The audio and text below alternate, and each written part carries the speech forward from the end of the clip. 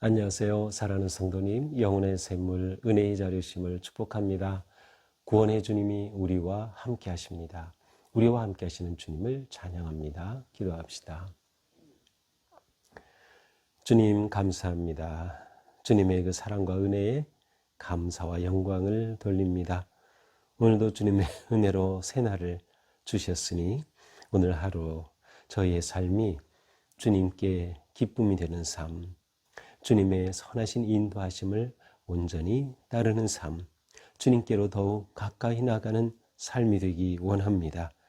저희들을 사랑하셔서 말씀으로 다가오시고 주님의 음성을 들려주실 때 저희가 기쁨으로 받게 하여 주옵소서. 주님의 말씀 한 구절 한 구절이 저희에게 살아있는 생명의 양식이 되게 하여 주시고 저희의 삶이, 저희 믿음이 오직 말씀 위에 든든하게 세워지는 삶, 거룩하고 아름다운 믿음의 집 튼튼하게 세워가는 복된 하루가 되게 하여 주옵소서. 예수님 이름으로 기도합니다. 아멘. 오늘 말씀은 여호수아 22장 21절에서 34절입니다. 르우벤 자손과 갓 자손과 므낫세 반지파가 이스라엘 천천히 수령들에게 대답하여 이르되 전능하신 자 하나님 여호와 전능하신 자 하나님 여호와께서 하시나니 이스라엘도 장차 알리라. 이 일이 만일 여호와를 거역함이거나 범죄함이거든 주께서는 오늘 우리를 구원하지 마시옵소서. 우리가 제단을 쌓은 것이 돌이켜 여호와를 따르지 아니하려 함이거나 또는 그 위에 번제나 소제를 드리려 함이거나 또는 화목제물을 드리려 함이거든 여호와는 친히 벌하시옵소서. 우리가 목적이 있어서 주의하고 이같이 하였노라. 곧 생각하기를 후일에 우리의 자손이 너희의 자손이 우리 자손에게 말하기를 너희가 이스라엘 하나님 여호와와 무슨 상관이 있느냐. 너희 르우벤 자손 갓 자손아 여호와께서 우리와 너희 사이에 요단으로 경계를 삼으셨나니 너희는 여호와께 받을 분깃이 없느니라 하여 너희의 자손이 우리 자손에게 여호와 경외하기를 그치게 할까 하여 우리가 말하기를 우리가 이제 한 제단 쌓기를 준비하자 하였노니 이는 번제를 위함도 아니요 다른 제사를 위함도 아니라 우리가 여호와 앞에서 우리의 번제와 우리의 다른 제사와 우리의 화목제로 섬기는 것을 우리와 너희 사이와 우리 후대 사이의 증거가 되게 할 뿐으로써 너희 자손들이 후일에 우리 자손들에게 이르기를 너희는 여호와께 받을 분깃이 없다 하지 못하게 하려 함이라. 우리가 말하였거니와 만일 그들이 후일에 우리에게나 우리 후대에게 이같이 말하면 우리가 말하기를 우리 조상이 지은 여호와의 제단 모형을 보라. 이는 번제를 위한 것도 아니요 다른 제사를 위한 것도 아니라 오직 우리와 너희 사이의 증거만 되게 할 뿐이라. 우리가 번제나 소제나 다른 제사를 위하여 우리 하나님 여호와의 성막에 있는 제단 외에 제단을 쌓음으로 여호와를 거역하고 오늘 여호와를 따르는 데에서 돌아서려는 것은 결단코 아니라 하리라. 제사장 비나스와 그와 함께한 회중의 지도자들 곧 이스라엘 천천의 수령들이 르우벤 자손과 갓 자손과 므낫세 자손의 말을 듣고 좋게 여긴지라. 제사장 일라셀의 아들 비나스가 르우벤 자손과 갓 자손과 므낫세 자손에게 이르되 우리가 오늘 여호와께서 우리 중에 계신 줄을 아노니 이는 너희가 이 죄를 여호와께 범하지 아니하였음이니라. 너희가 이제 이스라엘 자손을 여호와의 손에서 건져내었느니라 하고 제사장 일라살의 아들 비나스와 지도자들이 르우벤 자손과 갓 자손을 떠나 길앗 땅으로 가나안 땅 이스라엘 자손에게 돌아와 그들에게 보고하매 이 일이 이스라엘 자손을 즐겁게 한지라. 이스라엘 자손이 하나님을 찬송하고 르우벤 자손과 갓 자손이 거주하는 땅에 가서 싸워 그것을 멸하자 하는 말을 다시는 하지 아니하였더라. 르우벤 자손과 갓 자손이 그 제단을 엣이라 불렀으니 우리 사이에 이 제단은 여호와께서 하나님이 되시는 증거라 함이었더라. 아멘. 자, 어제의 말씀 기억나죠? 자, 이스라엘은 지금 요단강을 중심으로 요단 동쪽의 두 지파 반, 그리고 요단 서쪽의 아홉 지파 반이 땅을 분배받았습니다. 자, 그런데 동쪽에 분배받은 그 지파, 곧 여기 나오는 것처럼 루벤, 갓, 므낫세 반지파가 바로 요단 동편 쪽에 이 서편이 보이는 그곳에 제단, 아주 그것도 큰 제단을 쌓은 겁니다. 이건 보통 일이 아니죠. 왜냐하면 여호와의 제단은 한 곳, 실로에만 있는 거예요. 그런데 그들이 제단을 쌓았다. 이것을 알고 서쪽에 있는 지파 대표들과 그 다음에 제사장이 그들을 향해서 찾아간 겁니다. 사실은 어제 본문 12절에 보면 그들과 싸우러 가니라 전쟁이 일어날 그러한 상황이 된 것이죠. 자, 이런 상황에서 그들이 이제 이 대표단들에게 이 동쪽의 지파들이 자초지종을 설명하는 내용이 바로 오늘 본문입니다. 그들이 왜 단을 쌓았는지 그 이유를 설명하는 것이죠. 자, 그 이유 설명 내용이 이제 22절 이하에 쭉 나오는데 이것을 정리해 보면 이렇습니다. 첫 번째, 이것은 하나님을 거역하기 위한 것이 아니다. 따라서 이것은 범죄함이 아니다라는 거예요. 그래서 22절에 보니까 만약 이것이 여호와를 거역하는 것이라면, 그리고 여호와께 범죄하는 것이라면 우리를 구원하지 마소서, 우리를 멸하소서라고 말합니다. 그러니까 하나님을 거역하는 것이 아니다. 또한 두 번째, 이거는 실제 제사를 드리려 하는 것이 아니라는 거예요. 제단을 쌓긴 했는데 이 제단을 쌓은 것이 그곳에서 제사를 드리려는 게 아니에요. 어떤 제사예요? 23절 나오죠. 번제, 소제, 화목제물을 드리려 함이 아니다. 자, 이 제물은 어디? 실로에 있는 제단에서 하나님 앞에 드리게 돼 있어요. 그런데 그들이 제단을 쌓은 것은 이러한 제사, 실제로 제물을 드리기 위한 것이 아니다. 그러면 왜 쌓느냐?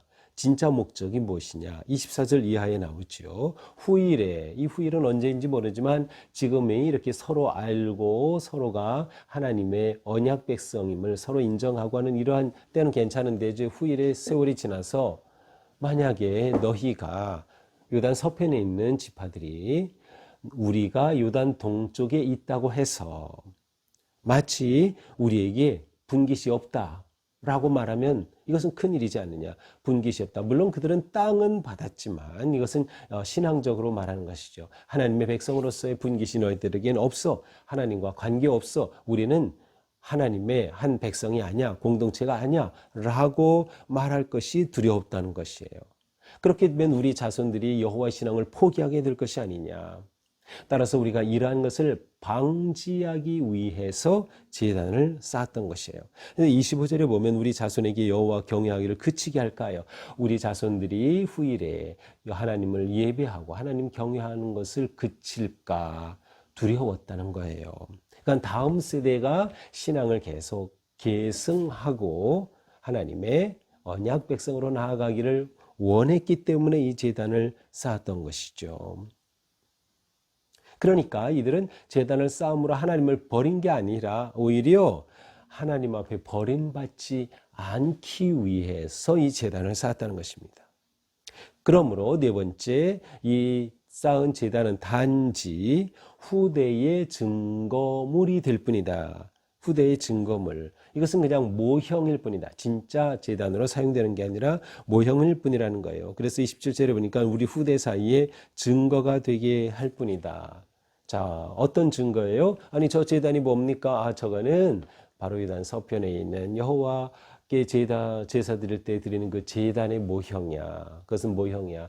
저것은 왜 쌓느냐? 우리가 어떠한 사람인지, 우리가 여호와 하나님의 백성인 것을, 하나님의 언약 관계인 것을, 우리가 살고 있는 이 땅은 하나님께서 우리에게 기업으로 주신 것임을 후대들이 알도록, 기억하도록, 생각하도록, 그래서 다음 세대에게도 믿음이 계승이 되도록 단지 증거물로서 이 단을 쌓았다라는 것이에요.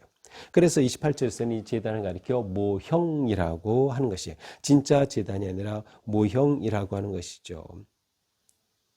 그러므로 이렇게 제단을 쌓은 것은 오직 여호와를 따르기 위한 것이다. 그러니까 우리를 여호와를 따르는 것을 버리고 거역하려고 한 게 아니라 여호와를 더 잘 따르기 위해서 한 것이다. 이렇게 설명을 합니다. 자, 어떻습니까? 우리는 이 설명을 들으니까 어때요? 이해가 되죠? 아, 맞아. 그랬구나. 그랬구나. 그래서 바로 이 비느하스 제사장과 대표로 갔던 사람들이 이 말을 듣고 어떻게 했어요? 30절, 좋게 여겼다. 기뻐했다라는 뜻이에요. 좋게, 너무나도 기뻤던 거예요. 왜냐하면 우리가 이 지파들이 우리를 떠나고 배반하고 여호와 신앙을 버리는 줄 알았는데 그게 아니었다. 오히려 여호와 신앙을 지키기 위해서 하였던 것이구나 하는 것을 알게 되니까 너무 기뻤어요.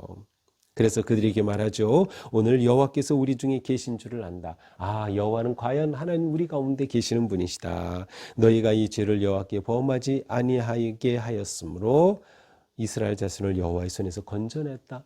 아, 이것으로 인해서 그들은 다 하나님의 버림받을 줄 알았어. 하나님께서 자신들을 그 배반과 버림 앞에 심판하실 줄로 두려워했었는데 너희가 이렇게 말해주니까 이 일로 인해서 하나님께서 우리를 건져주셨다.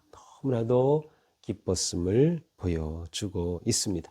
자, 이렇게 했으니까 이제 다시 돌아와야죠. 그래서 제사장 비느하스와 엘라사의 아들 비느하스와 지도자들 함께했던 10명의 지도자들이 이제 서편으로 돌아왔어요. 돌아와서 그들에게 백성들에게 보고합니다.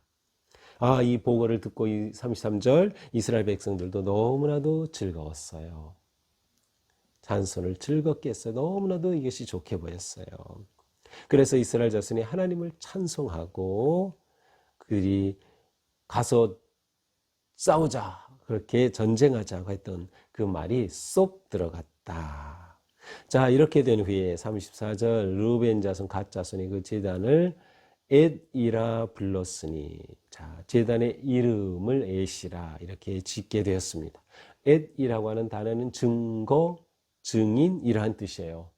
그러니까 앞에서 말했죠. 단지 증거의 모형으로 삼을 뿐이다. 증거물로 삼기 위한 것이다. 그래서 엣이라고 이 단 이름을 지어줬습니다. 그래서 이 제단은 여호와께서 하나님이 되시는 증거가 되었다. 라는 말씀으로 오늘 말씀이 끝납니다. 자, 오늘 말씀은 이스라엘이 정복전쟁을 마치고 땅 분배를 끝내고 이제 드디어 본격적으로 가나안의 삶을 시작하게 될 이 시점에서 일어났던 분열과 갈등과 전쟁의 위기가 오히려 하나가 되고 더 가까워지는 은혜의 계기가 된 내용을 보게 됩니다. 따라서 이들은 오해가 화해가 되었지요. 분열의 위기가 오히려 단결의 모습으로 바뀌었어요. 자, 이것을 통해 우리는 정말 믿음의 공동체는 어떠해야 하는가를 잘 볼 수 있어요. 믿음의 공동체는 모든 성도들이 서로의 진심이 통할 수 있어야 돼요. 서로의 진심이. 서편의 사람들이 분노하였던 것도 진심이었고, 동편의 사람들이 이 제단을 이러한 목적으로 세운 것도 진심이었어요. 자, 진심과 진심이 만났을 때 거기에서 처럼 아름다운 화해의 열매가 나오는 것이에요. 선한 의도로 하였다고 해서 무조건 다 좋은 결과가 오는 것은 아니에요. 중요한 것은 그것이 서로 소통되는 것이 너무나도 중요한 것이죠. 오해가 있을 경우 오해를 풀어가는 화해의 그러한 공동체가 되는 것이 굉장히 중요합니다. 교회 안에 오해는 얼마든지 생길 수 있어요. 그러나 그것을 풀어갈 수 있는 능력이 건강한 교회에는 있다. 우리에게 그러한 능력이 있어야 되는 것이죠. 그러기 위해서는 어떻게 해야 될까요? 경청이 중요한 거예요. 경청이. 잘 들어야 돼요. 진심으로. 상대의 진심을 들을 수 있어야 하는 것이에요. 마음과 마음이 만날 수 있을 때 진정한 경청이 일어나죠. 경청이 일어나고 마음이 통하게 되면 분열이 화해가 될 수 있는 거예요. 오해가 풀어지는 거예요. 한 마음이 될 수 있는 것이죠. 여기에는 배려심과 함께 인내심도 필요합니다. 조급해서는 이렇게 서로 이해하고 오해가 풀리고 하는 것들이 쉽지가 않아요. 그래서 우리에게는 인내가 필요하다. 우리에게는 인내가 필요하다. 또한 여기서 중요한 것은 이들이 동편이나 서편이나 똑같이 공동의 가치를 가지고 있었기 때문에 화해가 가능했어요. 그 공동의 가치는 뭐예요? 하나님을 사랑하고 하나님의 율법을 순종하고 따르는 것. 그것이 그들에게는 공동의 가치였어요. 동쪽에서도 우리가 하나님의 백성으로 계속 다음 세대가 이어질 것을 기대했기 때문이죠. 그 가치를 잡았기 때문이고, 서쪽 지파들도 아니 어떻게 하나님을 경외하는 사람이 다른 제단을 쌓을 수 있어 라고 하는 의로운 분노도 역시 하나님에 대한 사랑에서 온 것이죠. 그러므로 우리에게서는 공동의 핵심 가치가 너무도 중요하다. 그것은 하나님을 사랑하고 예배하는 것, 그리고 이웃을 사랑하는 것, 이것이 우리 모두가 가질 공동의 가치라고 할 수 있어요. 바로 이것이 우리를 하나 되게 하고 일치된 공동체로 세워가게 되는 것이다.